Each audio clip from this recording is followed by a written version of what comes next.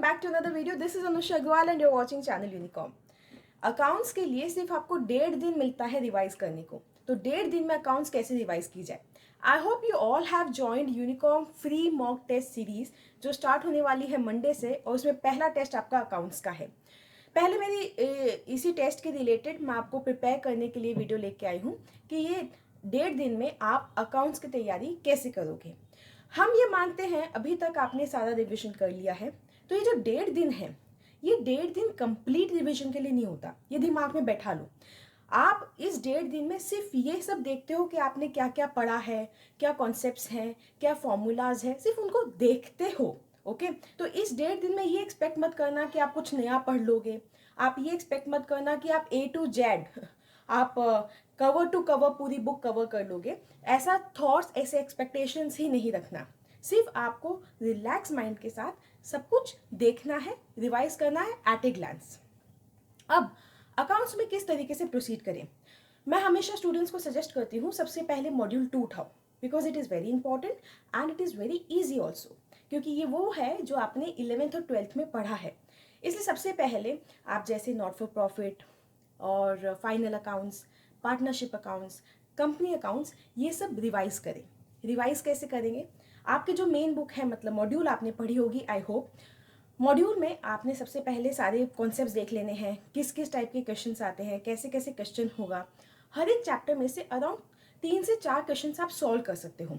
ज़्यादा question solve नहीं कर सकते। आप ये सोचो मैं सारे इलस्ट्रेशन सॉल्व कर लूँ, बैक क्वेश्चन सॉल्व कर लूँ, नहीं, it is not logical, it is not possible during this 1.5 days। इसलिए आप इसमें सिर्फ 3 से 4 क्वेश्चन सॉल्व कीजिए रिलैक्स माइंड के साथ। सारे फॉर्मेट्स अच्छे से देख लो कि फॉर्मेट में क्या क्या लिखना है, कितना कितना लिखना है, सारे कॉन्सेप्ट में क्या क्या है। साथ में आप जब न्यूमेरिकल कर रहे हो तो थ्योरी रिवाइज करना मत भूलना। नॉर्मली बच्चे इग्नोर कर देते हैं, इसलिए थ्योरी में साथ साथ में देखते जाओ। थ्योरी जैसे बैक क्वेश्चंस देख ली, थ्योरी में आपने मॉड्यूल के अंदर कुछ अंडरलाइन किया हुआ है थ्योरी के इंपॉर्टेंट पॉइंट्स, वो देख लिए। ट्रू एंड फॉल्स देखना मत भूलना।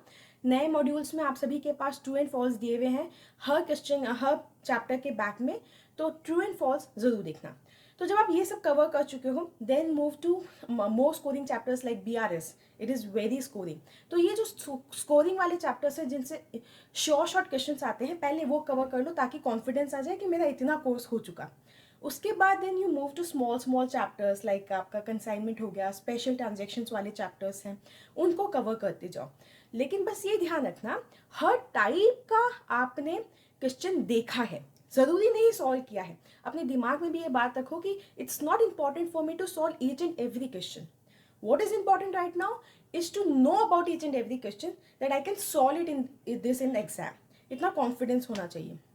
तो इस 1.5 दिन में सबसे पहले आपने हर एक चैप्टर देखना है, हर एक concept, formula, type of question, theory, इनको एट ए ग्लांस हर एक को देखना है। हर समय अपने अंदर कॉन्फिडेंस होना चाहिए, फेथ होनी चाहिए कि yes I can complete my course and yes I can write this in exam. ये कॉन्फिडेंस आपका होना चाहिए। ये सब कंप्लीट हो जाए, मतलब इसी में आपको 1.5 दिन निकल जाएगा। आप मॉड्यूल 2 करेंगे, मॉड्यूल 1 करेंगे, हर तरह के चैप्टर्स कवर करेंगे। कोई चैप्टर अगर आपसे छूट गया है तो डू नॉट वरी, अपने आप को पॉजिटिव अफर्मेशन दो कि आप एग्ज़ाम बहुत अच्छा लिखोगे, आप 100% एग्ज़ाम क्लियर करोगे। आपको अपने आप को ही पॉजिटिव अफर्मेशन देना ही है, क्योंकि आप कर सकते हो।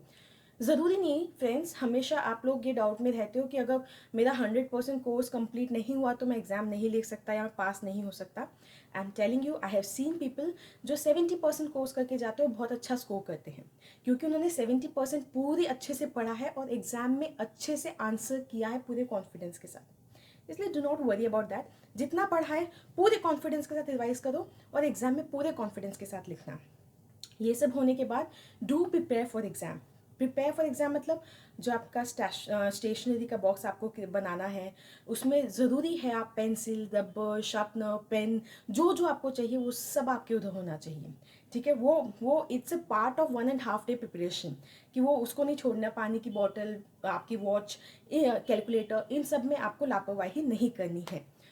इसके बाद जब आपका ये सब हो जाए, मानो आपको कॉन्फिडेंस आ गया, आपका कंप्लीट हो गया and you are very lucky आपका कंप्लीट हो गया, तो आप MTP को एक बार गो थ्रू कर सकते हो।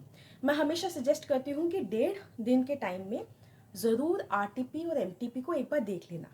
देखने का फ़ायदा क्या होता है, आपको पता चलता है कि एग्जामिनर को कैसे आंसर चाहिए। प्रेजेंटेशन एक बार वापस से आपके दिमाग में रिफ्रेश हो जाता है कि मुझे थ्योरी क्वेश्चन को आंसर पैराग्राफ्स में करना है, ऐसे लाइन छोड़नी है, मुझे न्यूमेरिकल क्वेश्चन को आंसर ऐसे ऐसे करना है। तो थोड़ा सा आपका दिमाग एग्ज़ाम फोकस्ड हो जाता है। इसलिए बस इतना सा है, MTP RTP एक बार देख लेना, आपकी नोट्स देख लेना, ये सब देख के पूरे कॉन्फिडेंस के साथ एग्जाम देने जाना। I wish you all the best. जो चैप्टर्स मैंने आपको बताए हैं वो श्योरली आपको पढ़ने हैं और इसी कॉन्फिडेंस के साथ एग्जाम देने जाइए, आपका एग्जाम बहुत अच्छा होगा। हमारा यूनिकॉम का 100 मार्क्स का अकाउंट्स का पेपर मंडे को 2 बजे टेलीग्राम चैनल पे आपको मिल जाएगा। आप सभी पेपर डाउनलोड कर सकते हैं एंड आंसर कर सकते हैं। अगर आप 6 बजे पहले पेपर हमको सेंड करते हैं, जो मेल ID हमने दी है उस पर, so you can get your seats evaluated for free. So I wish you all the best. Take care. Stay healthy. Be happy. Bye-bye. Tell me in the comment section, are you writing this December 22 examination or not? Do write in the comment section, are you writing December 22 examination or not? Bye-bye.